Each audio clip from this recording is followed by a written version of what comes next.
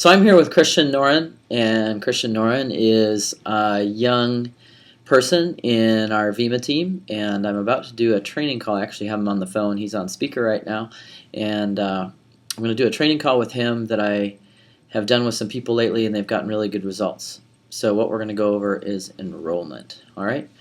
So hi, Christian. How are you? Good. How are you doing, Lenny? I'm doing really good. All right. So what we're going to tackle today is we're going to tackle how to enroll people into the Vima business. Does that sound good? Sounds good with me. All right, cool. So, Christian, tell me a little bit about like what you've done so far when you've gone to enroll people. Tell me what your approach has been so far. Well, a lot of times to bring up what I do. I'll ask them like what their occupation is or what they do, and then when they ask me, I'll say that I own my own business. I'm a brand partner with Vima, and I promote an insanely healthy energy drink called Verb. Okay. But transition-wise and stuff like that, some people are like interested, and I'll plant some seeds. But transition-wise, I'm having a little bit of trouble. Okay. Perfect. All right. So I have a 3-step process for enrollment that I'd like to teach you, and it's the best process I know of in this business. And I actually taught a gentleman named Matt this last week, and Matt had struggled enrolling anybody in the Vima business, and then last week, this past 7-day period, he enrolled 6 people in 1 week. So I'm going to teach you the same thing I taught him, if that's okay with you. Sounds good. Okay, so basically there's really a 3-step simple process to enrollment into Vima, or really into anything. You can take this same approach into just about anything, and at the end I'll even tie it into how to do it with other things. But this approach works for me with Vima, and it works for my whole life. And just a little background, 10 years ago in 2002, we were flat broke. And Christian, I know you know that. Do you remember that? Yeah, pretty much. And when I remember that roller coaster. Yeah, and when I shifted this one thing, it resulted in literally millions and millions and millions. Like I think over $30 million in revenue in the last $30 million in revenue in the last 10 years from just this one thing. And it works really well, and it's really cool. So let's get started. So it's a simple 3-step process to enrollment. However, before the 3 steps begin, Christian, the first thing that I want you to think about is motive. Okay, what's your motive when you go to talk to somebody? And let me tell you what I'm saying. Basically, have you ever felt, let me ask you this, Christian, have you ever felt when you start talking to somebody nervous about talking to them, or kind of afraid of like, what are they going to think, and how you going to, like, wondered what you're going to say, kind of worried ahead of time what's going to happen? Have you ever had those feelings of kind of anxiety when you go to call somebody or talk to somebody about this? Yeah, I mean, of course I've had anxiety or been nervous my first couple of times talking to somebody. It gets more comfortable the more and more you talk to people about it, but at the same time, like, sometimes I feel like maybe I'll say the wrong thing, or I don't know what to say or have the information to say. Yeah, I know what you're saying. So you know what I hear from a lot of people that I talk to is that they have like a lot of nerves. They hesitate talking to people because they're scared. They're scared of what the people might think. They're scared of what the people might say, and they're just generally nervous, because everybody's been approached with some sort of network marketing company, and a lot of times they've been approached in a very poor manner, in a way that, quite frankly, is pretty much a turnoff. So the first thing I want to tell you is what your motive is. Now, the lesson I learned 10 years ago that totally changed my life was a concept called the impression of increase. And the impression of increase comes from The Science of Getting Rich by a guy named Wallace Wattles. And it was written like 100 years ago or something like that, maybe even more. And Wallace Wattles says, basically, the impression, I'm summarizing it, the impression of increase is leaving every single person you come in contact with better than when you found them. Okay? So my motive, and the motive I would encourage you to have, is don't go into a conversation with the motive of signing somebody up for Vima. go into the conversation with a motive of making their life a little better, of leaving them better than when you found it. Now, the cool thing about you, Christian, is you kind of do that naturally without even trying, because you're a really good person, and you operate that way kind of naturally. But for some people, it's not natural. They're used to selling and they're used to kind of getting, which isn't bad, because that's kind of how we're brought up. A lot of us in our environment. I know I was brought up that way. So, does that make sense about your motive, Christian? Yeah, so the impression of increase was leave everyone you come in contact with better than before, you said? Yeah. Yep. It's leaving every person you come in contact with better than when you found them. An example is 10 years ago when I was flat broke and I learned this concept. It was like I didn't have any money. So it wasn't like I could buy anybody anything. The only thing that I had to make a contribution with was my attitude and what knowledge I had. So if I was going through the grocery store line, I would be extra nice to the person who was checking me out at the grocery store. I'd just say, "Hey, how's your day going?" She'd be like, "Oh, it's going great. Oh, that's great. Hey, and I would genuinely thank them. Hey, thank you for what you do. I really appreciate it." And it's getting in the habit of just leaving every single person better than when you found them. But what happens is when your motive, if you go into a conversation and your motive is to sign them up for VEMA, that's going to create nervous energy. It's naturally going to create nerves, because you're out to get something, and it's not bad or wrong. I don't want you to judge yourself, but what happens is if your motive in a conversation is to make a difference in that person's life and help them any way you can, that is going to come through in everything you say. Hey, Christian, there's kind of an echo. Did you do something different just now? No, my hand was cupped on the phone, but... Oh, okay, yeah. Don't cup the phone anymore, because it creates an echo. Alright. Okay, so once you have your motive straight, that your motive is going to be to improve that person's life, not to sign them up for anything, what happens is all the anxiety falls away about talking to this person. And there's a simple 3-step process to enrollment. The first step is asking a lot of questions. Okay. Now, what I mean by asking questions is generally when you talk to somebody, it starts off kind of surfacey. Hey, how you doing? Great. How are you? Good. Hey, I was just calling to check in, see how things are going. That's great. What have you been up to lately? Oh, not much. I've been doing this, that, anything. So you get the surfacey questions out of the way, the little small talk, but then you want to graduate into deeper, more meaningful questions, okay? So, like, let's pretend I ask a question of somebody, and I say, listen, hey, I'm just curious, what have you been up to? And they say, oh, I'm working here and here and here and here, and I'd say, well, that's cool. I would say something like, do you love it? When you ask most people, do they love what they do, most people say no. Nah, I don't really love it, but it pays the bills. Or if they do say they love it, that's awesome, because most people don't really love what they do.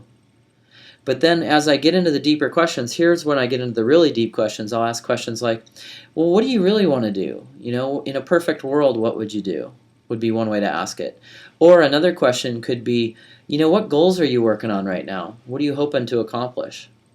Would be another question that you could ask. Okay? Okay.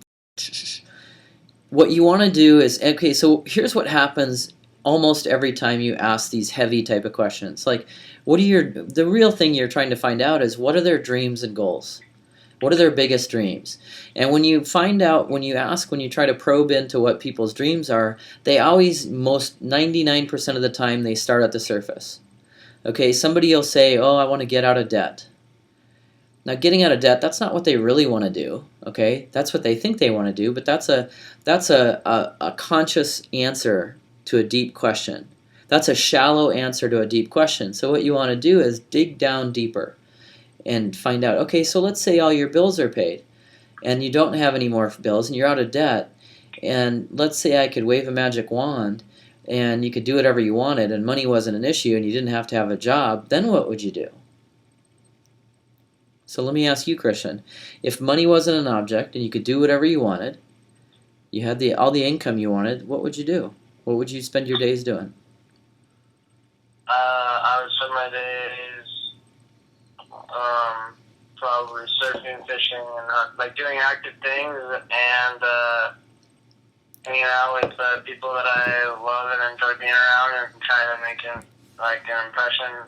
Now trying to make an impression on every person that I come in contact with better. Yeah, that's cool.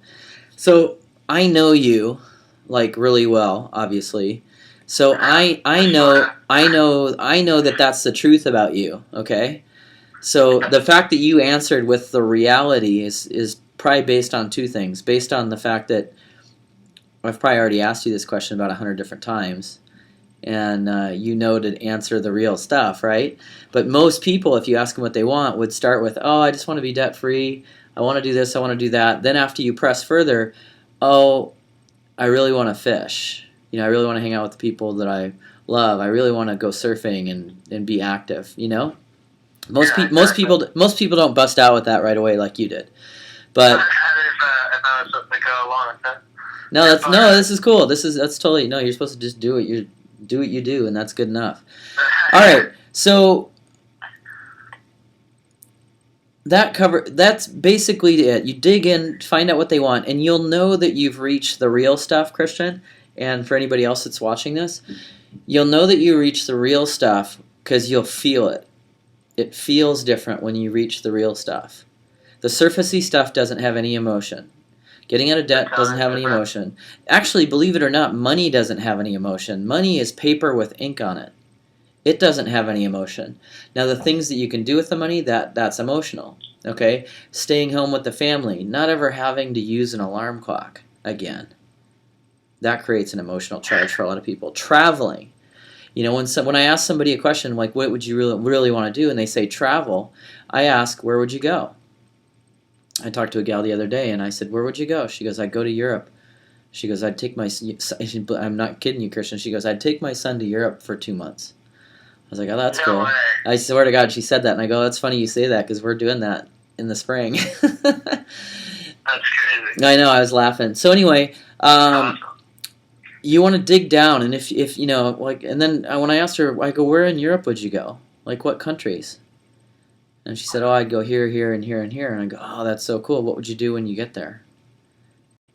So the more you can bring that alive, the more you can paint that, get them to pick up the paintbrush and paint that picture of what they really want.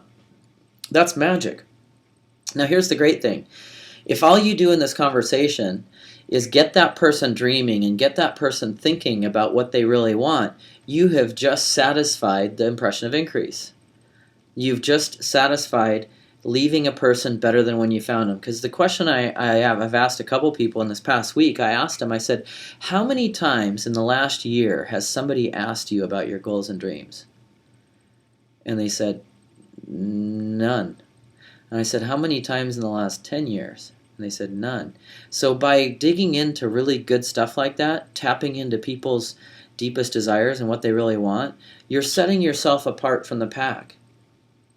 And you're doing them a big service. The right side of the brain, basically. Well, no, it doesn't have anything to do with that. It has to. You're bringing them into a train of thought that's really cool, and it's giving them a glimpse of what's possible, as to what's normal and what's routine.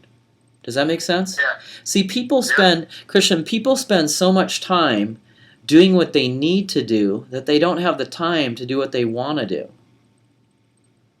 Does that make sense? Yeah. All right, so here's the transition. Let's just pretend that you and I have talked, Christian. I've reached into your soul and I've found out what all your dreams are. Then I ask a transitional question. Now this is the transition question. This is step 2. Step 1 is really get your motive straight.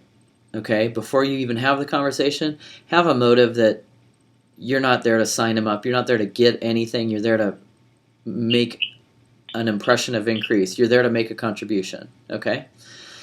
Step 2 would be ask great questions. Okay? Ask a ton of great questions. Dig deep. Dig. Get into the details, the meat of what somebody really wants. Now the third step is to ask the transition question. And here's what the transition question looks like. Okay? Christian, I got something going right now. It may or may not be for you, but I might have a solution that'll help you get to the point where you can fish all day, you can go surfing and just hang out with the people that you love and never have to have a job. Would that be worth a few minutes of your time to find out about? I got something going right now that may... No, answer the question. Oh. Would you say yes? Yeah, for sure. That would be... I mean, yeah, definitely. Okay, yeah. So the answer, everybody says yes. Okay, so let me go through it with you. Let me break it down for you. Okay, and it's like whatever feels natural, a variation of this. The really critical part is, listen, this may or may not be for you.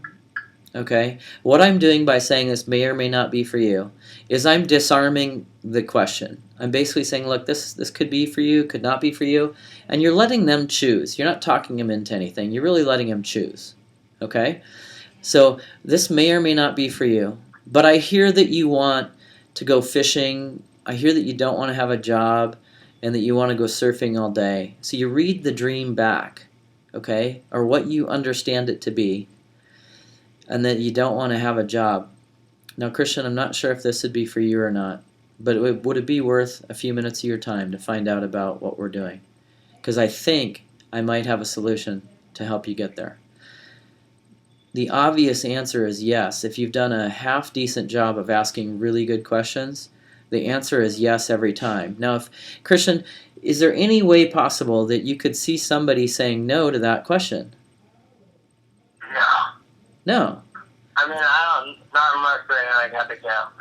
Like, I don't see, logically, I don't see why they would say no. Right, and if they do say no, then that's okay. They're giving you feedback that that's where the conversation stops, and you could stop right there. To be honest with you, if somebody said no to that, answered that question with a no, I wouldn't want to work with them anyway. You know, because there's somebody who's not open to exploring their dreams, and if they're not open to it, better to find out right away than waste a bunch of time with them. Okay? Waste their time and your time. Okay, so once I've asked that question, I then guide them to one of three places. Okay? So I have three tools at my disposal. If I'm a brand new, let's just pretend you're a brand new VIMA rep. You have three tools at your disposal. You have first the Monday night opportunity call with Tom Alkazan. It's every Monday night at 6:30 Pacific, 9:30 Eastern, I'm pretty sure. Hope that time is right. And you can put people on that call. The other tool you have at your disposal is also a home event. Okay, I think a home event is fabulous. It's the best way to get massive duplication in this business. And then the third tool that you have is an upline phone call, a three-way call with your upline. Okay, none of those options are for you to do a presentation right then and there. Okay, does that make sense, Christian? What I want you to get good at is I want you to get good at inviting, not presenting. Most people that are brand new or relatively new in the VIMA business aren't equipped to do a good presentation. So what you do is you get good at inviting somebody to a presentation with either an upline person who really is good based on results, or to a home event, which is super simple. A home event, you say hello, you welcome everybody, you play 2 videos, then you call your upline for a call-in to do an upline story on a call-in. Or you have the Monday night call, which is done by Tom, makes a couple $1,000,000 a year, not too bad to have his people. Does that make sense, Christian? Yeah. Okay. It does. Now here's how I determine who should go on what call. Now if I am talking to somebody and they're money challenged and they're negative, okay, so they have a crappy attitude and they're money challenged, I would put those people on the Monday night call. Now the reason I want to put them on the Monday night call is if I'm having a home event, I don't want somebody there who's a bad apple, who has a rotten attitude, ruining the whole thing. Because one bad apple can spoil the whole bunch. Well, it's the same thing in a home event. You don't want those people to come to your home event. Put them on they're great to practice with. Put them on a Monday night call. Okay, the second thing is the masses of people. Okay, most people you would invite to the home event. And then if you run across somebody who's already super successful, they're already a successful business owner, and they're already super sharp and they have the money, those are the people, your best contacts, you want to get on the phone with an upline who is very, very good, Not to toot my own horn, but somebody like me. For sure. And I'll have great success with your person. I'll connect with them well. I'm a business owner. They're a business owner, most likely. We'll have a lot to talk about. We'll have a good connection. What you don't want to do is get somebody who's broke or has a bad attitude on a three-way call with your upline, because that is just wasting time, to be honest with you. Okay. It just doesn't work. Like somebody like us, we have a few thousand, whatever. I don't even know how many thousand people we have in our group. If I took all my time talking to people who are negative and were broke, I wouldn't have any time left over to talk to people who are really sharp. So you want to be selective about how you put people in contact with your upline, and you want to make sure it's really your A plus best people. Okay? Okay, that makes sense. Does that make sense? Totally. All right. 100%. So it's pretty simple. Now, let me tell you one thing. Let me tell you one more thing about putting somebody on the phone with your upline, Christian. Okay. Is when you do have somebody talk to your upline, it's critical that you edify them. And if you do a great job of edification, it makes it super easy for the upline to enroll that person. So here's an example of edification. And this is like something that we've done. So Christian, if you were going to put somebody on the phone with me, you'd say, hey, listen, I want to put you on the phone with Lanny. Now, he's done really amazing things. He's been in Entrepreneur Magazine twice. He's done over $30 million in revenue online in the last 10 years. Also, with the business that he's coaching me on and helping me on, he is number 16 in the world in income. He's made over $1 million in this business. It would sound something like that. Now, the great thing is you don't have to have somebody who's made millions of dollars to be able to edify them. So let me edify you, Christian. Okay, so that you can see how you can edify somebody in your upline who maybe doesn't have the kind of results that we have. Okay, so I'm going to edify you, and I'm going to pretend like I'm talking to somebody, and I'm going to put them on the phone with you. And I'll just say I'm talking to. Let's just say the person's name is Bruno. I use Bruno. That's kind of a funny name. Oh, if there's a Bruno that's watching this video, I apologize for making fun of your name. My bad. All right. So I'd say, Bruno, I want to put you on the phone with Christian. Christian is an amazing leader. He's super cool guy, and he's super dedicated to success. And he's been helping me tremendously in a business, and he's on his way to a 6-figure income. And he's one of the fastest moving people in the company. And I know that the time that you spend with him is going to be well worth it. Do you like that? Sure. Yeah, that totally makes sense. Yeah, so I was putting you in a positive light. I think your biggest check so far, Christian, is what, like a few $100 or something like that? Yeah. But you're on your way to a 6-figure income because you're in motion and you're in progress of doing great things. So nothing I said wasn't true, and it sounded good. And really, the key to edification is energy. And if I'm enthusiastic and really, pumped about it, they will be too. Okay, so key is energy. On the edification, for sure. It's not what you say; it's how you say it and the energy that you have while you say it. If you're real genuine, then it's going to be great. Does that make sense? Yep. All right, so what I want you to do is I want you, and that goes for you, Christian, on the phone, and you, if you're watching this at home, I want you to go out and do what Matt did and enroll 6 people this week between Thursday night at midnight and the following Thursday night at midnight. Enroll 6 people, because what happens when you enroll 6 people? You hit the double frenzy bonus, which is up to an extra $400. I think Matt made like close to $600 this week. Just doing what I told you to do. It's real simple. Okay. And the cool thing is it's fun. It's not creepy. It takes all the creepiness out of this. It really does. Yeah, that's true. It's so easy, and there's no creepiness in it. Yeah. No, I'm actually stoked because I've been actually just because I kind of I have been out of like coaching and not applying myself as much as I should have, and not asking for help as much as I should have been lately. I kind of been talking to people, but not really like asking them so much to come to a home meeting or inviting them to anything. I just kind of just been like planting seeds, I guess. So Yeah. I'm actually excited to be able to like ask a little bit deeper questions, and then have like kind of the step 3 is like where I'm really excited. I kind of like have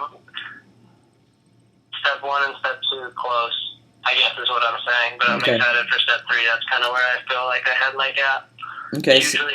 and then at the beginning, I'm excited for that. at the beginning, Christian, I told you I was going to give you a couple different applications for this process. Okay. So let's talk about a few different ways you can use this, because this works for anything. It doesn't just work for VEMA. Let's pretend you see a girl that you like.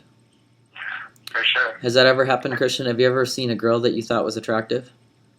Only every day. Okay.